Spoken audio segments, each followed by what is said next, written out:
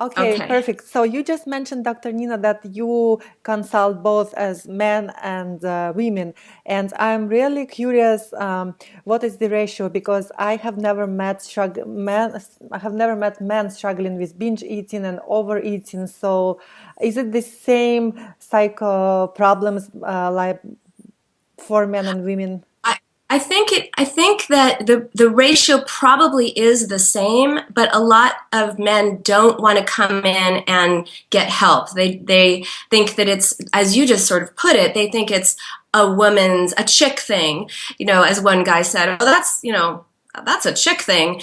But actually it's a human thing, because it's a way of managing something inside.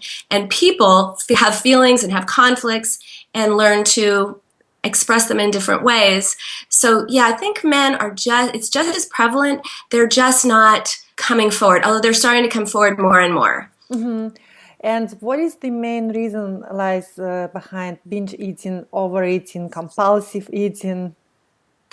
Well, I like to say, people say, oh, Dr. Nina, what's it like to treat eating disorders? And I say, I don't treat eating disorders, I treat people, and people develop eating disorders for all kinds of different reasons. Mm-hmm. So, there are a myriad of different reasons why people engage in this behavior, but the bottom line is it's kind of a frenemy. It's a friend as well as an enemy. It's a way of coping with something inside. Mm-hmm. And it's always about trying to resolve a psychological problem or conflict or emotion through an action, Great. and Do you that may have? be different for different Hmm. people. Did you find some common trend, maybe for women especially, that most of them tend to overeating due to failure in relationships or in career? What is the biggest It's reason? it's I can't. I wish I could answer that, because Different. it would be make life easier for Uh-huh. all people if there was one answer, but there is no one answer. It's always different for each person, and that's why each person that comes in are or each person that maybe works on my Mm-hmm. programs, it's it's up to them to kind of discover why. You have to be a detective, like, okay, what's the particular reason for that person? Why are they engaging in that behavior? And it's Right. different for some people. It's loneliness. Loneliness can register as Yeah. emptiness, which you fill up with food symbolically. For other people, people eat until, I've heard people say, oh, I ate until my stomach hurt, I was in pain. And for them, they may be converting emotional pain. Their feelings are hurt or something's hurting them, they convert it into physical pain. So, Mm-hmm. because emotional pain is hard to deal with, physical pain from eating too much goes away. So, there are all different reasons. Some people eat for comfort, some people eat because, say, they're angry, but they're, especially women, this is very true of women. Women have a hard time with anger because we're told, oh, girls aren't angry, that's not nice, all of those messages. Yeah. Guys are told, don't cry.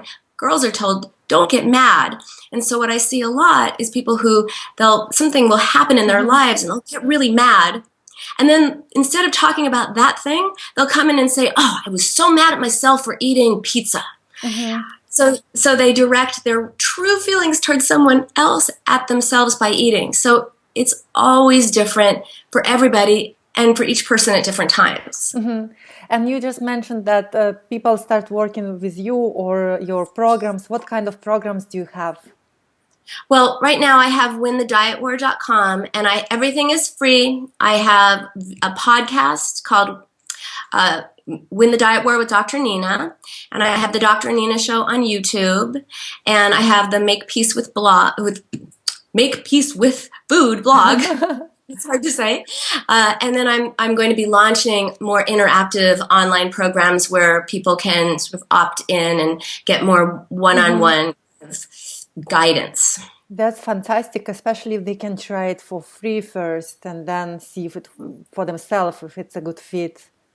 Yes, Yeah. there's so much misinformation Mm-hmm. because a lot of people think that the problem is the overeating, the compulsive eating, the binge eating, and that's actually a symptom of the problem, not the problem. It's like a weed and a Yeah. root. If you just, take a weed out, it's going to grow back. You've got to get to the root which is what's underground, and in people, it's what's unconscious. It might be out of awareness, but not out of operation. So we seek to find out, well, what's really going on in the dark that's growing these weeds, this behavior? Absolutely. And as I understand, you had some kind of eating disorders yourself. That's why you came up with your program. Would you tell us more, please? Well, I would be happy to. I'm very candid about this because I really think that it's helpful for people to know not only do I treat this clinically as a psychoanalyst, but I know what it feels like to be struggling with it. And I know that you can overcome it and that there is hope. So when I was 5 years old, I suddenly randomly decided that I was fat. And I wasn't fat. I decided my legs were fat. And if only my legs were thinner, life would be better. I was 5 years old. I wasn't reading magazines. I wasn't watching TV. There was nothing about body image or anything that was affecting me. And this started a cycle that later became a sort of a cycle of anorexia and bulimia and binge eating. And I would just go through this cycle of restricting and starving and binging and purging and binging, and just it would go around and around until college. And I finally went to therapy. But here's the thing. I did not tell my therapist what was going on with food, not once. And I went to her for 3 years, once a week. I talked about my relationships. I talked about guys, parents, school, all those things. Never once did I talk about anything to do with food and eating disorders. And at the end of that 3 years, my eating disorders were gone. Wow. Gone. And I realized it was never about what I thought it was about. And I didn't talk to her about it because I was too ashamed. You know, it was just too humiliating to talk to anyone about it. Yeah. And so I realized, wow, it was never about what I was eating. It was about what was eating at me, right? It was about what's bothering me that was getting expressed with this behavior. And so that was a really pivotal time in my life. And I really wanted to help other people who were struggling and help them understand it in a different way. Wow, that's interesting. Have you noticed the relationship between foods and different emotions when people overeat? Well, it's funny that you should say that because I have. I have this very anecdotal, very non-scientific ideas about relationship between what you're eating and what's going on inside. Because a lot of people say, I have no idea what's going on inside because they go right to food to distract from what's going on inside. So here's what I've basically noticed, that when people are seeking like smooth, creamy food like ice cream or pudding or anything smooth, they really want comfort. Because everyone sort of has a go-to food when they binge. And when people want like pizza or pasta or cakes or breads, anything that's really filling and bulky, that's associated with filling a void, loneliness, emptiness, kind of a sense of yearning. And anything with a crunch, like chips or whatever, like that is associated with anger. And again, totally unscientific, but absolutely almost to a person exactly right. So I often help people realize, okay, you may not know what's going on inside, but you're an ice cream person. That would indicate that maybe you need comfort. So let's find a different way for you to get that comfort other than ice cream. Yeah, I can relate. I think it's so true. Yeah, all these foods. And interesting, because after I became basically vegan, I started creating vegan ice creams when I feel like I need comfort. So, yeah, same pattern. Yeah. Interesting. Dr. Nina, I also have heard that you told once your daughter that she can eat as many candies as she likes for Halloween. What was that about? Yeah, people think I encourage my daughter to binge on Halloween candy, but actually it's the reverse, because deprivation or the anticipation of deprivation leads to binging. So the example is that my daughter had a friend, let's call her Lisa, and Lisa's parents said, you can only have 2 pieces of candy on Halloween and 2 pieces of candy every day thereafter. They totally restricted her. So, of course, she wanted Halloween candy. And she came to our house where, I'll get to it later, where my thing was, you know what, it's Halloween, have as much as you want. My daughter, knowing she could have as much as she want, had like 3 or 4 pieces, and then she knew she could have it, so she didn't want it. She knew when she was done. Lisa came over, and because she was told 2 pieces, she must have, I don't even know how she ate, but she got sick.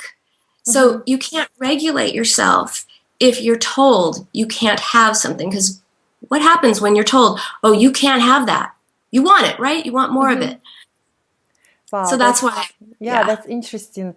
And also, when people are addicted to something, it's not just food, but it could be even shopping, or sometimes it's over exercising or drinking, all kinds of addictions. What do you think is a tendency to all of those addictions?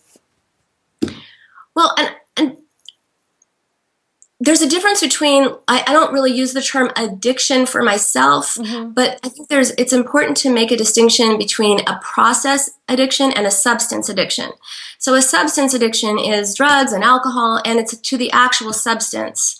A process addiction, a behavioral addiction, is to the behavior of something that brings about distraction from what's bothering you. But to answer your question, I believe that there's a problem in our culture that says, don't feel anything, right? Feelings are bad. You're strong if you don't feel anything. Our culture says, if you're angry, take an anger management class. If you're sad, you're depressed, take a pill. If you're anxious, there's a pill for that too. Even if you're happy, it's like, oh, maybe you're too happy. Are you manic? Right? So we get all these messages that feelings are bad and don't feel them. And because of that, people don't know what to do when they start having human reactions. Feelings are reactions to situations. And so they use all different ways of coping because they don't know how to nurture themselves, comfort themselves, talk to themselves, process what's going on inside. Wow, that's interesting. How long have you been in practice helping people with overeating? 12 years. Wow, that's a long time. And on average, or there is maybe no average, how long it takes for a person to change their behaviors, to find out the root cause and change that? Well, finding it out and changing it are 2 separate things, right? So I tell people that it takes often 3 to 6 months before they start seeing changes. But often those changes are not to do with food. Their changes are to do with their relationship to themselves, to recognizing what they're thinking, what they're feeling. They start speaking up for themselves, standing up for themselves. And that's the beginning of learning how to relate to themselves differently, which eventually does change how they are with food. But one woman said to me, I've been going to therapy. She was in my group. She wasn't someone I saw. She just came to my group, and she said, I've been going for a whole year. And she was in her 50s. She said, I've been going to therapy for a year, and I am still binging. And I said, you're 55 years old. You've been dealing with this your whole life. Once a week in therapy is basically, with a couple of weeks off for holidays, 50 hours that you've addressed this. 2 days cumulatively. So it does take longer than people, would like. I have a magic wand in my office, and I like to wave it. And someone once told me, that wand does work, just very slowly. But what I help people do is not just deal with the problem, but eliminate the problem. That takes time to do that emotional gardening and get rid of the root. Yeah, absolutely. And do you work with people over the phone, Skype, or just in person? Well, just in person in my private practice. And you're based in Los Angeles, right? In LA, yeah. Great. And if somebody wants to get in touch with you, what is the best way to find you? The best way to find me is my website, winthedietwar.com. They can access my podcast, my video series, my blog through that. There's a number they can call me, and they can email me. And I answer all my emails. Then they can find me on Facebook and Twitter and all the social media too. So if somebody is out of town, how would they be able to work with you? They can fly in for a consultation, and then is there something they can do at home, or how would that Well, work? this is why I have a book coming out next year Uh-huh.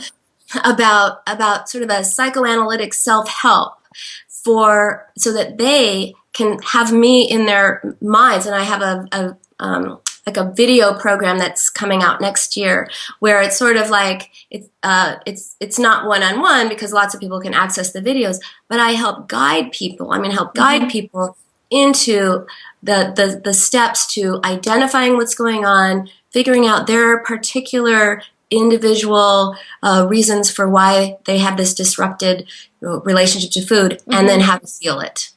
That's amazing. Do you have a name for your book, a title already? Win the Diet War. Oh, that's great. That becomes like your, Win the Diet War. that's your trademark now. Everything is, Yeah. that's amazing. And do you have any kind of other recommendations for them?